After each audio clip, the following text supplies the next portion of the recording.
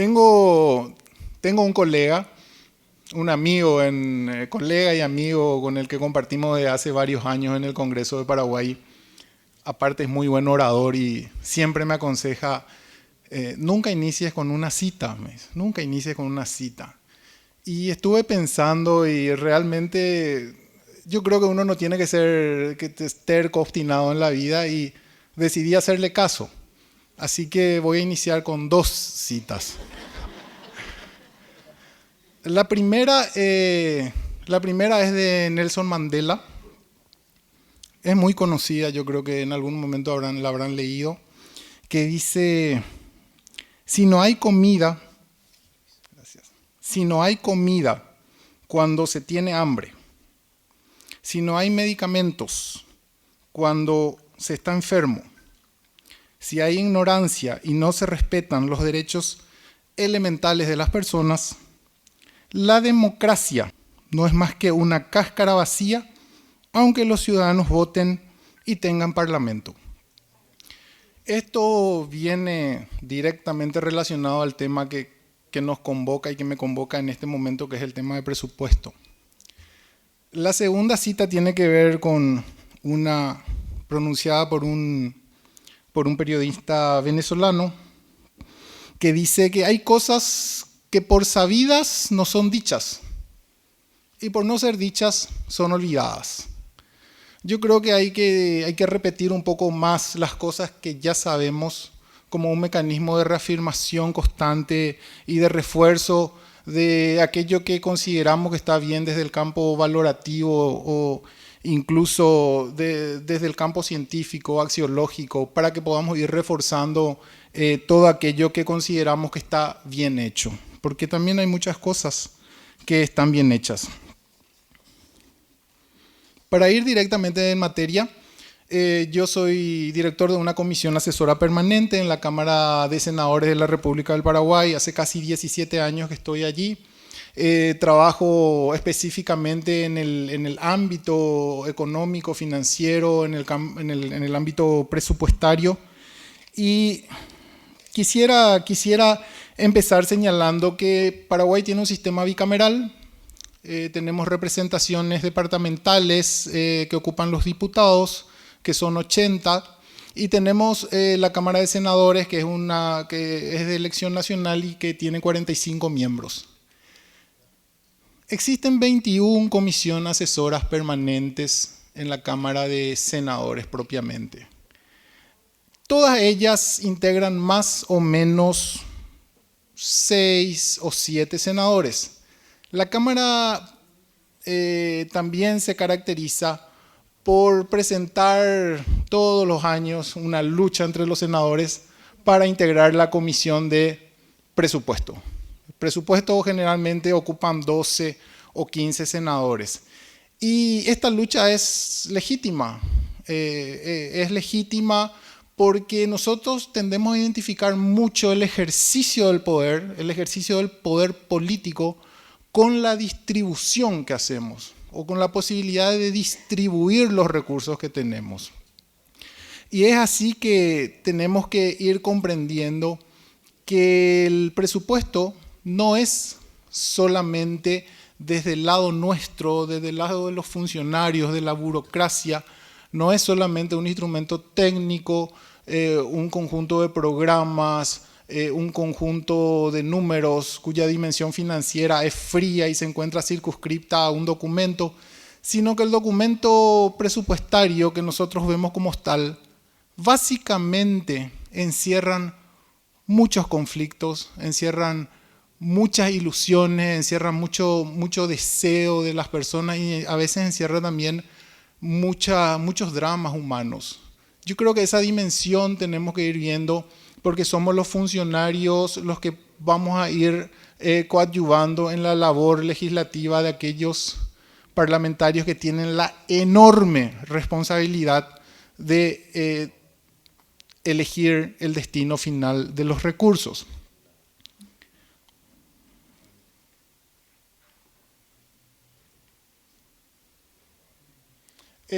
Voy a ir a una presentación bastante rápida para hacer alguna consideración posterior. Nuestra ley de presupuesto, como creo que en la mayoría de los países, es una ley transitoria que tiene su base fundamental en una ley permanente. En el caso de Paraguay, la ley permanente es la 1535, es una ley bastante antigua digo porque tiene ya casi 30 años, es del año 89. Esa ley es la que sirve de marco, es la ley rectora y que da los lineamientos generales para la formulación del presupuesto. Luego tengo estos principios presupuestarios, que en realidad cuando hablamos de principios presupuestarios en sí, la teoría nos señala la existencia de un sinnúmero de principios presupuestarios. Estos que están aquí extractados son los que consideramos principalmente o son los principales. Y en el caso de los presupuestos públicos, yo agregaría dos fundamentales a estos que están aquí, que han tenido un fomento importante en estos últimos años. El primero de ellos es el de publicidad. Los presupuestos deben ser de libre y fácil acceso de todas las personas, especialmente a través de medios remotos y en tiempo real. Y el segundo principio, aparte del principio de publicidad que acabo de citar, es el principio de equidad impositiva.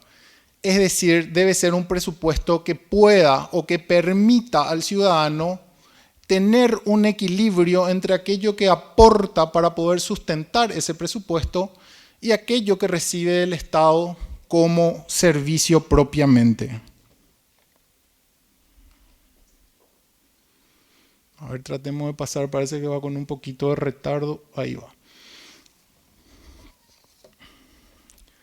Vamos a unas normas presupuestarias y estas normas presupuestarias las coloqué aquí, obviamente tratando de entender que son dimensiones que tienen una afectación común o una afectación general, independientemente a que el presupuesto sea ejecutado en Paraguay o en Bolivia o en Perú o en Argentina. Generalmente son problemas comunes que afectan a nuestros países. Vemos que dice, en ningún caso los organismos y entidades del Estado incluirán en sus presupuestos recursos para desarrollar programas que sean diferentes a aquellos a sus fines y objetivos. Aquí hay un problema bastante reiterado, que es la superposición de actividades, donde tenemos presupuestos, por ejemplo, destinados al área de derechos humanos, que se encuentran replicados en muchas instituciones, en mayor o menor escala, y que generalmente responden a los mismos fines. También podemos ver que se habla de descentralización. Cuando hablamos de descentralización, también quiero abrir un paréntesis y decir que por nuestro sistema que maneja centralmente los recursos, tenemos un régimen un poco diferente al de Argentina. Sin embargo, nuestra Constitución consagra claramente que normativa y administrativamente existe una centralización, pero los recursos deben ser descentralizados y estos recursos fundamentalmente deben llegar a los departamentos, en este caso equivalen a las provincias en Argentina. Y el último punto habla sobre la vigencia de la ley de presupuesto. Y aquí se ha formulado una discusión bastante interesante con respecto a los alcances del presupuesto y la deuda pública. Cuando la deuda pública, sostenían algunos legisladores, era una deuda que trascendía a varios ejercicios fiscales o comprometían recursos durante varios ejercicios fiscales, hablamos de una deuda pública de mediato y largo plazo, 5, 10, 15 años, sostenían estos legisladores que no podía ser tratada en una ley de presupuesto que es transitoria, que tenía que ser tratada en una ley propia o en alguna ley especial. Entonces esta discusión es de larga data, sin embargo nosotros seguimos en Paraguay asumiendo deuda pública a través de las leyes de presupuestos anuales Y repito, estas deudas son a largo plazo y generalmente por montos bastante importantes.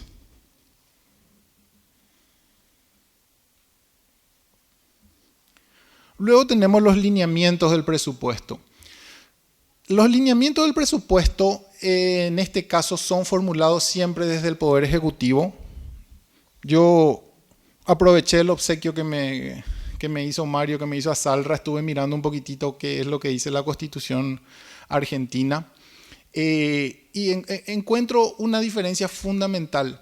En la Constitución argentina no hay más de 2 o 3 artículos que hablan propiamente del presupuesto, según lo que puede leer, ustedes me corregirán. Él dice que el presupuesto debe ser remitido por el jefe de gabinete de la presidencia y que debe ser estudiado en el Congreso y no más que eso. En realidad nosotros le damos otro tipo de tratamiento al presupuesto, lo consideramos como una ley especial, tiene plazos especiales. Por ejemplo, dice la Constitución que tiene prioridad de tratamiento y también tiene algún sistema diferente en el caso de divergencia de opiniones entre la Cámara de Origen y la Cámara Revisora. Que por cierto, la Cámara Revisora siempre, en todos los casos, es la Cámara de Senadores. Es la Cámara de Senadores la que tiene la última palabra y por tanto la que efectivamente ejerce el control real sobre el presupuesto en Paraguay. Volviendo a esto, el Ejecutivo envía los lineamientos generales, que no es otra cosa más que la filosofía, la idea y la directiva general que debe ser cumplida por todos los poderes del Estado en la elaboración del presupuesto.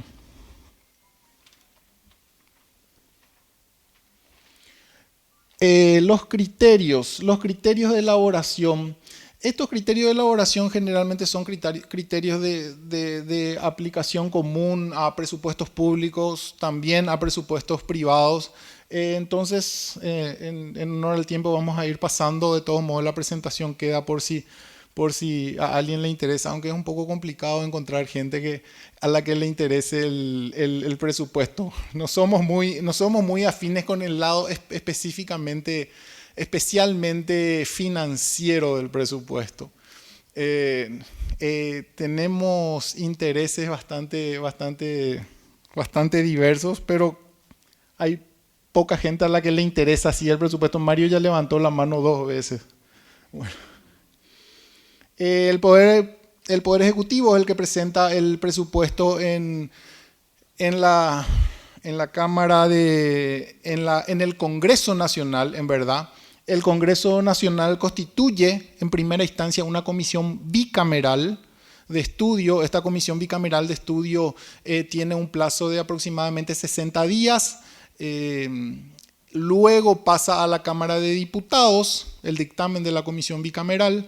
La Cámara de Diputados tiene un plazo aproximado de 15 días para el tratamiento y remite a la Cámara de Senadores, que es revisora, y a partir de ahí se sigue el proceso legislativo regular.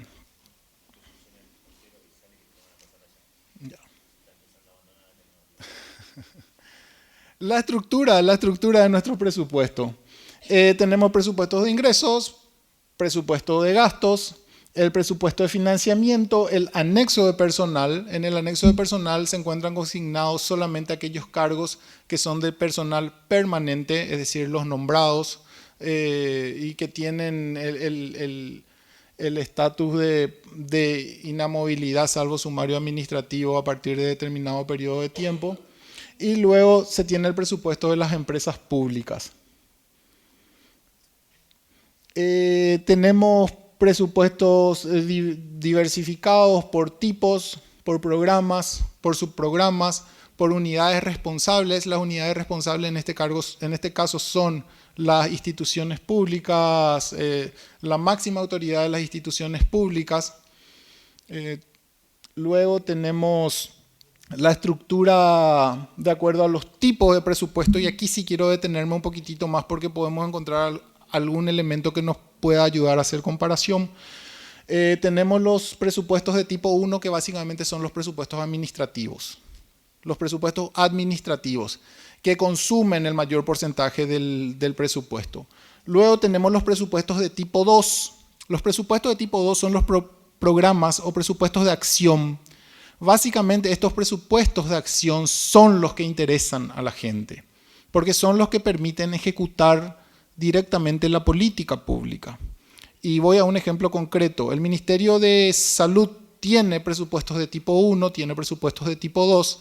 El presupuesto de tipo 1 es para pagos administrativos y el presupuesto de tipo 2 son aquellos que encierran, por ejemplo, los programas de vacunación, los programas de compra de medicamentos, los programas de difusión, de propaganda, de publicidad y así sucesivamente. Entonces, generalmente se busca poner el énfasis en la ampliación de los presupuestos de programas de acción, que son los que verdaderamente sirven a la gente. Los programas de tipo 3 son los de inversión y los de tipo 4 es un programa especial para el pago de deuda. A ver, un poquitito, avancemos un poco más. Vayamos a lo importante. Tenemos fuentes de financiamiento. Nuestro presupuesto en Paraguay es un presupuesto que tiene una dependencia importante de recursos que no provienen exclusivamente de la recaudación tributaria propiamente. Recaudamos impuestos, pero la recaudación de impuestos no permite siquiera llegar a financiar el 50% del presupuesto que tenemos en el año. Tal es así que obtenemos ingresos por la renta de las empresas públicas. Estas empresas públicas básicamente son proveedoras de servicio, energía eléctrica, agua, que transfieren al tesoro público dinero. Luego tenemos los royalties y compensaciones provenientes de las dos hidroeléctricas, Yacyretá e Itaipú. Estos royalties a través de 3 leyes especiales tienen un sistema de distribución. Este sistema de distribución permite beneficiar directamente con transferencia de dineros a las gobernaciones y los municipios. Todos los municipios de Paraguay, sin excepción, reciben transferencias provenientes de los royalties y las compensaciones de las binacionales. Y por último, también apelamos al endeudamiento al crédito público. Nuestro nivel de endeudamiento está relativamente controlado en relación a otras economías y tratamos también de mantener un régimen fiscal con tasas de cobro de impuestos o presión tributaria, como nos gusta decir a los economistas, bastante baja para favorecer la inversión. ¿Cómo vamos, Mario, de tiempo? Okay. Voy al ciclo presupuestario. El ciclo presupuestario se inicia con esos lineamientos que había mencionado, con la programación y formulación del anteproyecto. El lineamiento lo hace el Ministerio de Hacienda, que básicamente es el presidente de la República, depende del Poder Ejecutivo. La programación y formulación se efectúa en las propias instituciones públicas. Estas instituciones públicas, a través de un sistema en red, remiten sus anteproyectos que son consolidados en el Ministerio de Hacienda y posteriormente remitidos al Congreso Nacional. Luego tenemos el estudio y aprobación. Hace 3 años, por primera vez en la historia, un presidente vetó totalmente un presupuesto. Fue el presidente Cartes que vetó totalmente el presupuesto remitido por el Congreso y entró a regir un mecanismo previsto en la Constitución, es decir, entró a regir el presupuesto del ejercicio anterior ya fenecido, recientemente fenecido. Tuvimos todo un año ese presupuesto, es decir, durante 2 años manejamos el mismo presupuesto a través de ese veto que se dio por un problema político, como se suele dar, entre el Poder Ejecutivo y el Poder Legislativo. Muchas veces estas tensiones políticas repercuten y terminan afectando decisiones de naturaleza económica. Luego ustedes pueden ver ahí ese ciclo presupuestario. Yo agregaría ahí un elemento que es el de las modificaciones presupuestarias, que está por fuera de ese modelo, pero que en Paraguay tiene mucha utilización. Nosotros manejamos en el Congreso aproximadamente 80 o 90 leyes que se relacionan a pedidos de modificación presupuestaria, cambio de presupuesto para las diferentes instituciones que se presentan muchas veces desde el Poder Ejecutivo, pero la mayoría de las veces son de iniciativa de los propios parlamentarios. Entonces, esos procesos o esos mecanismos de modificación propiamente son los que deberían ser agregados a este esquema. Control y autoridad. Otra vez voy aquí a la tensión que siempre existe entre el Ejecutivo y el Legislativo al momento del presupuesto. El presupuesto aprueba el Congreso Nacional por un monto. En el caso de que el presidente no vete la ley, eso queda vigente luego de su promulgación. Pero otra vez existe un mecanismo que le permite al presidente de la República, a través del Ministerio de Hacienda, hacer en la práctica un recorte al presupuesto, que es la habilitación de un plan financiero. Es decir, está aprobado 100, pero yo te doy 20 en el plan financiero que se traduce en el plan de caja. Entonces esa también es una herramienta que utiliza bastante el Poder Ejecutivo para poder limitar los presupuestos que son aprobados desde el Congreso.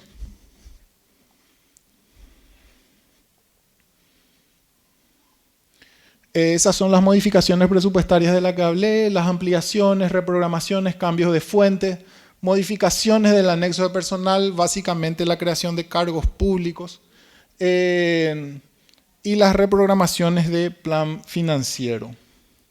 Ya estamos terminando. Principales conclusiones. La ley de presupuesto es una de las principales leyes generadas en el Parlamento categóricamente. Por eso viene de la mano la segunda observación que a mí me extraña. La participación ciudadana es mínima. Nosotros desde hace varios años tenemos la sana costumbre de implementar muchísimo y de utilizar muchísimo los sistemas o los mecanismos de audiencias públicas. Las audiencias públicas permiten la participación ciudadana, expresando su opinión, su desagrado, haciendo recomendaciones, ayudándonos a reformular algunas leyes de presupuestos que son de interés público y de interés general. Sin embargo, en los 17 años que yo llevo en la Cámara, no recuerdo que se haya hecho una audiencia pública para tratar el presupuesto. No se hace, porque generalmente se entiende que el presupuesto es una cuestión técnica que queda librada a la dimensión propia del Poder Ejecutivo y que son los parlamentarios, cada uno propiamente desde su propia concepción, incluso desde su propia concepción ideológica, los que tienen que dar tratamiento a este presupuesto. Entonces, me extraña, yo pongo como un elemento importante el hecho de la ausencia de audiencias públicas para el tratamiento de los presupuestos. Luego coloqué de nuevo esa constante tensión que existe entre los poderes del Estado al momento de la formulación. Muchas veces no se respeta la prelación de las leyes. Nosotros tuvimos un caso en el cual fueron concedidos a través de la ley de presupuesto aumentos a determinados grupos de funcionarios públicos y posteriormente en el decreto que quita el presidente de la República a fin de reglamentar esa ley de presupuesto, esos aumentos no fueron concedidos. Se aprobó por ley, se suprimió por decreto y muchas veces ocurre que la presión mediática u otras consideraciones hacen que esto pase de largo. Tenemos un dicho también en Paraguay que dice, al que no le gusta sopa se le da 2 platos. Así que todos se callan y miran para otro lado. Bueno. Muchas veces no se respeta esta prelación, esto ya vimos.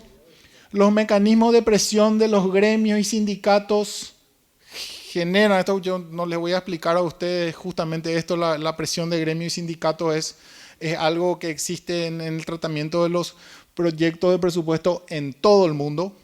se da la coincidencia que cuando se trata el presupuesto en esos 2 o 3 meses cruciales, hacen huelga los maestros, hacen huelga los médicos, etcétera, etcétera. La inercia presupuestaria, ya voy terminando. La inercia presupuestaria es muy fuerte.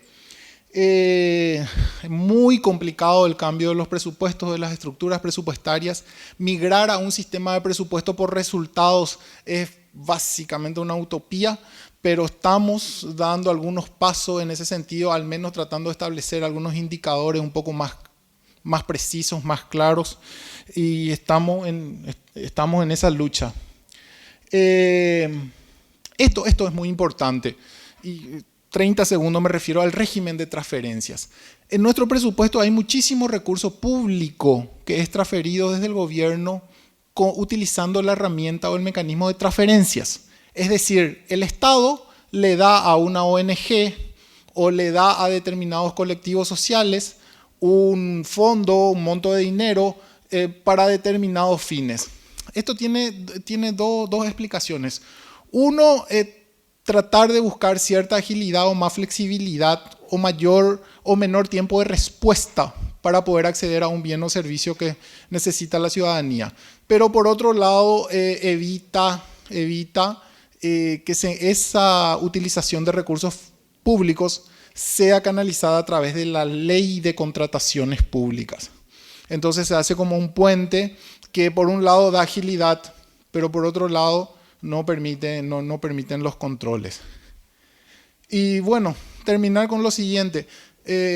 Hace poco me compré un libro de historia de Egipto y con esto termino, estaba leyendo, me gusta leer historia.